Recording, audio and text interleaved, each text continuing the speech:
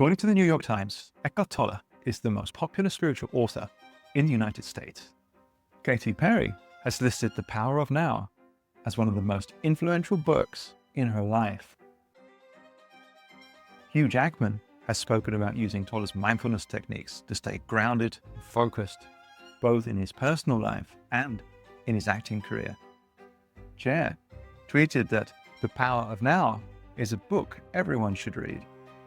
Now, I don't know about you, but Hollywood is not where I look for guidance. And when these kind of people promote spiritual literature, my spidey senses start tingling. Because that nice, warm, fuzzy feeling you get from The Power of Now, well, that's not freedom. Really, it's some kind of anesthesia. It's a spiritual Ozempic that numbs your soul's real hunger for truth and freedom. The Power of Now is not grass-fed beef. It's a McDonald's Happy Meal. Or, if you're vegan, The Power of Now is not freshly juiced organic carrot with ginger. Rather, it's a pumpkin spice latte full of white sugar. It'll make you feel okay for a while, but when your emotional insulin levels rise again, you're going to find yourself firmly back at square one. Now, this video is not about attacking Eckhart Tolle. He's obviously a very sweet and kind person. I mean, that's clear. And he's actually one of the few spiritual teachers that's not trying to put their hands in either your wallet or down your trousers. There's no problem with the man himself. But this video is for the serious seeker who has read all of the surface level New Age comforting quotes on Instagram and on Facebook. This is for the spiritual seeker who's actually trying to understand the nature of reality and the nature of themselves and tap into their real and true potential. Tolle's story is one of a spontaneous awakening to the freedom inherent in the ground of being. And teachers from time immemorial have been correctly pointing us to this exact space. But at the same time, he is a guy with no teacher himself, no lineage, and no context whatsoever in which to understand the awakening that he spontaneously found himself in. And since being lifted right up on platforms like Oprah Winfrey and praised by celebrities like Jim Carrey, he has achieved a kind of cult status himself. A few months ago, after knowing Eckhart Tolle for a while and studying the books, I woke up and I suddenly got it. I understood suddenly how thought was just an illusory thing. And suddenly I was thrown into this expansive, amazing feeling of freedom from myself, from my problems. I saw that I was bigger than what I do. I was bigger than my body. I was everything and everyone. I was no longer a fragment of the universe. I was the universe. And ever since that day, I've been trying to get back there. What does he do? He's an actor. Oh, no. And therefore we are led to believe that what he's teaching must be valuable. And if his words have not yet liberated us, then the problem must somehow lie with us. So I'm absolutely not attacking the quietly spoken German mystic. What I want to do in this video is point out two big problems and flaws in his teaching.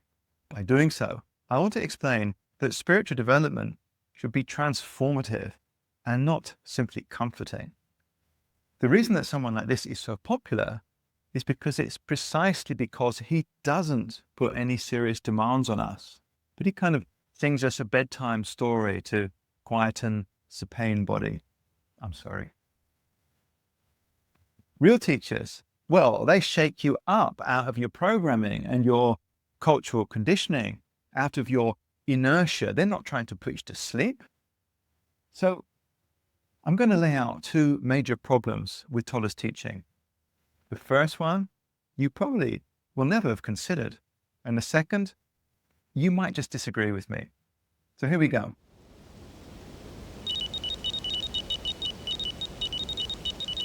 Instant awakenings like Tolle's present actually quite a bad example.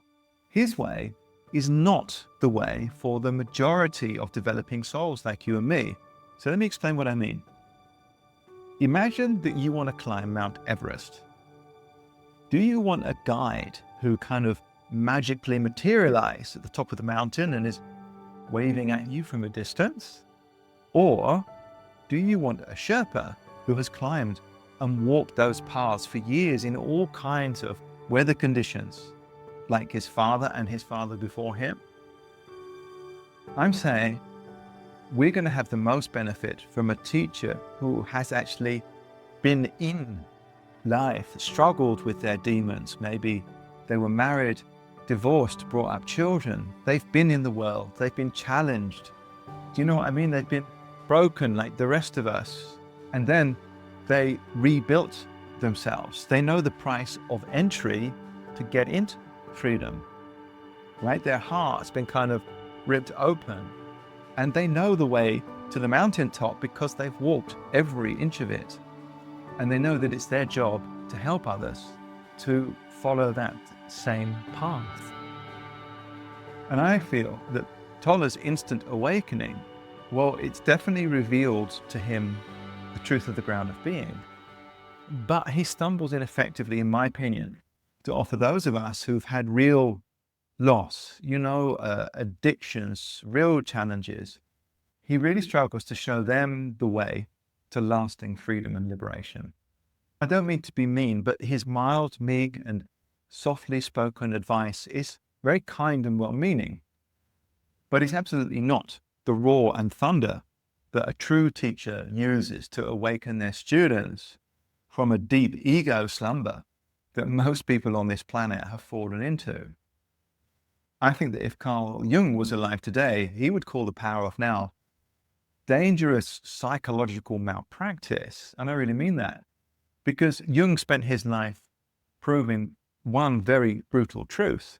You don't transcend unconscious behavior by placating it or ignoring it.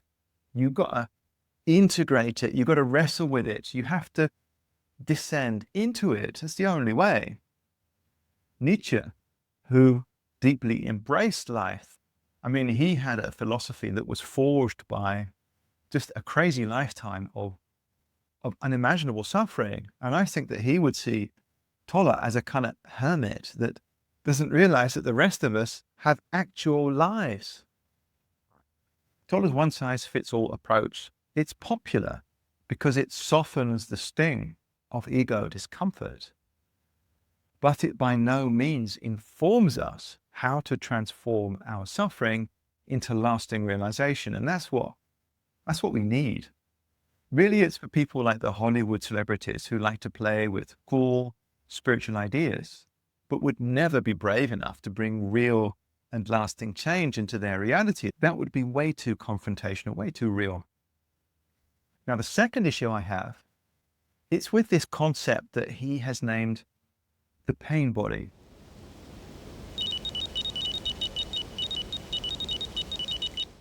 So he says it's this kind of energy field of old, but still very much alive emotions that lives in almost every human being.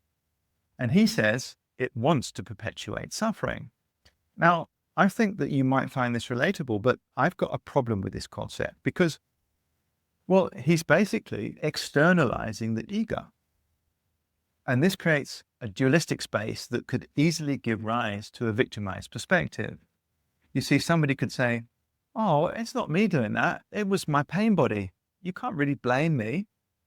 And it's not that he's got it completely wrong, but his framing, his contextualization is quite soft and pandering. It's not telling people the real truth, that they are fully responsible.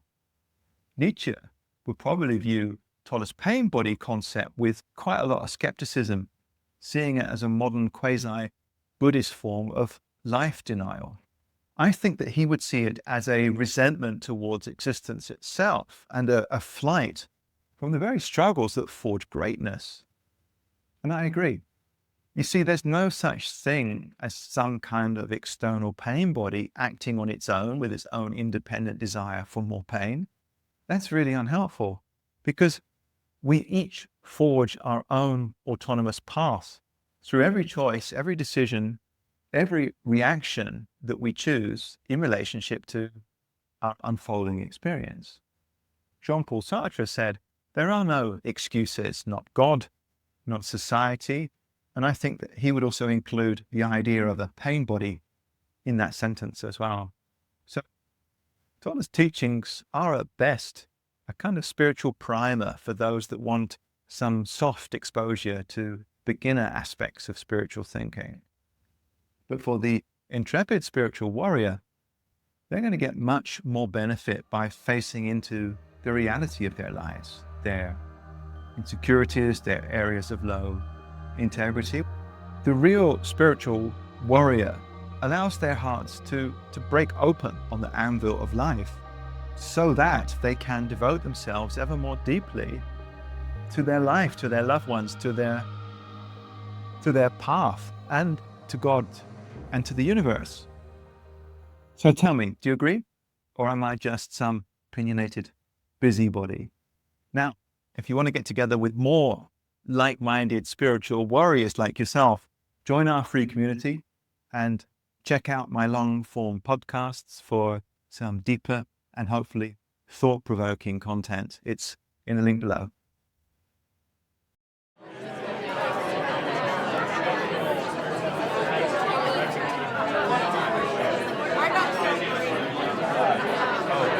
Runs off.